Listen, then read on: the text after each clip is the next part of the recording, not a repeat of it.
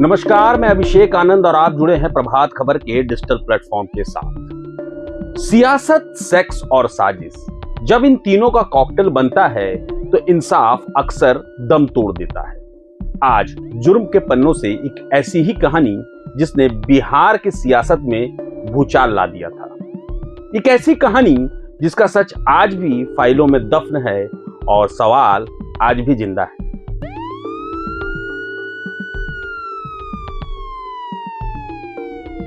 कहानी की शुरुआत होती है पटना के पौष इलाके फ्रेजर रोड पर खड़ी एक कार से। ये कोई आम जगह नहीं थी, ये क्वार्टर नंबर 12 था। उस वक्त के सत्तारूढ़ दल के विधायक और लालू प्रसाद यादव के साले साधु यादव का सरकारी क्वार्टर। 3 जुलाई 1999 की सुबह इसी क्वार्टर के पास इसी कार के अंदर 2 लाशें मिलती, एक लड़के की, एक लड़की की। दोनों अर्धनग्न अवस्था में। ये मंजर किसी के भी होश उड़ाने के लिए काफी था। जल्द ही उनकी शिनाख्त होती है। लड़की थी शिल्पी जैन, शहर के एक बड़े कपड़ा व्यापारी की बेटी, और लड़का था गौतम सिंह, लंदन में बसे एक डॉक्टर का बेटा और आरजेडी की यूथ विंग का नेता। दोनों 2 जुलाई से लापता थे। कहा जाता है कि दोनों एक रिश्ते में थे। एक अमीर लड़की, एक सियासत से जुड़ा लड़का और उनकी लाशें एक बाहुबली विधायक के घर के पास। कहानी की शुरुआत ही इतनी विस्फोटक थी। किसी भी कत्ल की जांच की पहली कड़ी होती है क्राइम सीन को सुरक्षित करना, लेकिन यहां कानून के पहुंचने से पहले ही ताकत पहुंच गई। पुलिस क्राइम सीन को सील करती है, उससे पहले ही विधायक के समर्थक वहां जमा हो गए और खूब हंगामा किया। सबूतों के साथ छेड़छाड़ का खेल यहीं से शुरू होता है। और फिर हुई सबसे बड़ी और सबसे पहली चूक। आपने क्राइम शोज में देखा होगा कि क्राइम सीन पर मिली गाड़ी को हाथ नहीं लगाया जाता, उसे टो किया जाता है ताकि फॉरेंसिक जांच हो सके। लेकिन यहां उस कार को एक कांस्टेबल ने खुद ड्राइव करके थाने तक पहुंचाया। क्यों? ताकि स्टीयरिंग व्हील पर, दरवाजों पर, शीशों पर मौजूद हर उंगली का निशान हमेशा के लिए शायद मिट जाए। पुलिस की कहानी भी हर पल बदल रही थी। पहले बिना विसरा रिपोर्ट का इंतजार किए इसे खुदकुशी का मामला बता दिया गया। फिर जहर की थ्योरी सामने आई, और तो और गौतम के परिवार की बिना इजाजत ही जल्दीबाजी में उसके शव का अंतिम संस्कार भी कर दिया गया। आखिर पुलिस को इतनी जल्दी किस बात की थी? वो कौन सा सच था जिसे गौतम के जिस्म के साथ ही जला दिया गया? पुलिस रिपोर्ट में एक और अजीब बात थी। कहा गया कि गैरेज अंदर से बंद था।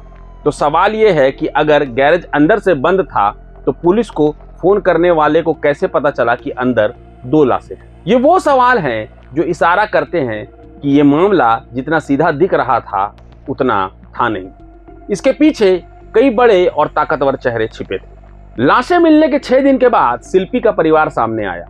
उन्होंने पुलिस की खुदकुशी की थ्योरी को सिरे से खारिज कर दिया और चिल्ला चिल्ला कर कहा कि उनकी बेटी ने आत्महत्या नहीं की, उसका कत्ल हुआ है।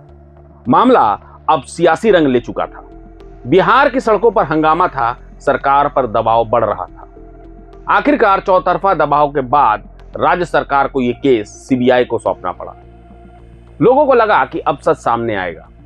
सीबीआई ने अपनी जांच शुरू की और सबसे अहम सबूत, शिल्पी के शरीर से मिले वेजाइनल फ्लूइड को डीएनए जांच के लिए हैदराबाद भेजा। कई महीनों बाद जब रिपोर्ट आई तो उसने बिहार की सियासत और पुलिस जांच की धज्जियां उड़ा दी। रिपोर्ट ने उस राज से पर्दा उठाया जिसे दबाने की पूरी कोशिश की गई।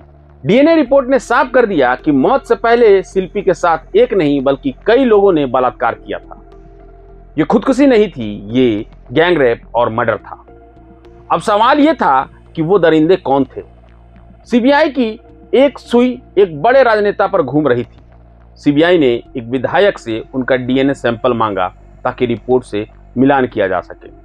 उस विधायक ने डीएनए सैंपल देने से इनकार कर दिया। कहा जाता है कि वो कोई और नहीं बल्कि वो विधायक साधु यादव ही थे। एक ताकतवर राजनेता का डीएनए सैंपल देने से इनकार करना अपने आप में एक कहानी कह रहा था। लेकिन कानून की मजबूरी देखिए, बिना मर्जी के सैंपल लिया नहीं जा सकता। इस सनसनीखेज खुलासे के बाद लोगों को लगा कि अब कातिल पकड़े जाएंगे, लेकिन सालों बीत गए, जांच चलती रही और फिर 4 साल बाद सीबीआई ने अदालत में अपनी क्लोजर रिपोर्ट दाखिल कर दी। सीबीआई की रिपोर्ट सुनकर हर कोई हैरान रह गया। देश की सबसे बड़ी जांच एजेंसी ने शिल्पी गौतम की मौत को आखिरकार खुदकुशी ही मान लिया। ये एक ऐसा मजाक था, एक तरफ सीबीआई की ही रिपोर्ट कहती है कि लड़की के साथ गैंगरेप हुआ और दूसरी तरफ सीबीआई ही कहती है कि ये खुदकुशी थी। ये कैसे मुमकिन है? क्या सीबीआई भी किसी सियासी दबाव के आगे झुक गई थी? वो कौन से हाथ थे जो इतने ताकतवर थे कि उन्होंने देश की सबसे बड़ी एजेंसी की जांच की दिशा ही मोड़ दी? शिल्पी के माता पिता ने सीबीआई की इस रिपोर्ट को कभी नहीं माना। वो आज भी कहते हैं कि उनकी बेटी की हत्या हुई थी और वो आज भी इंसाफ का इंतजार कर रहे हैं। हाल ही में शिल्पी के भाई प्रशांत जैन को अगवा करके बाद में छोड़ दिया गया। क्या ये एक धमकी थी? इतने सालों बाद भी इस केस को कुरेदने की कोशिश मत करना। शिल्पी और गौतम की फाइलें बंद हो चुकी हैं, लेकिन कुछ सवाल आज भी खुले हैं। सवाल नंबर 1, अगर ये खुदकुशी थी तो गैंगरेप की डीएनए रिपोर्ट क्या है? सवाल नंबर 2, पुलिस ने जांच में शुरू से ही इतनी लापरवाही क्यों बरती? किसके दबाव में सबूत मिटाए गए? सवाल नंबर 3, उस ताकतवर विधायक ने डीएनए सैंपल देने से इनकार क्यों किया और उस पर कोई एक्शन क्यों नहीं हुआ? और आखिरी सवाल, आखिर शिल्पी और गौतम का असली कातिल कौन है? इस कहानी में कत्ल सिर्फ 2 इंसानों का नहीं हुआ, कत्ल इंसाफ का भी हुआ। और जब तक इन सवालों के जवाब नहीं मिलते, तब तक शिल्पी और गौतम की आत्माएं इंसाफ के लिए भटकती ही रहेंगी। प्रभातखबर.com, विश्वास वही, रफ्तार नहीं।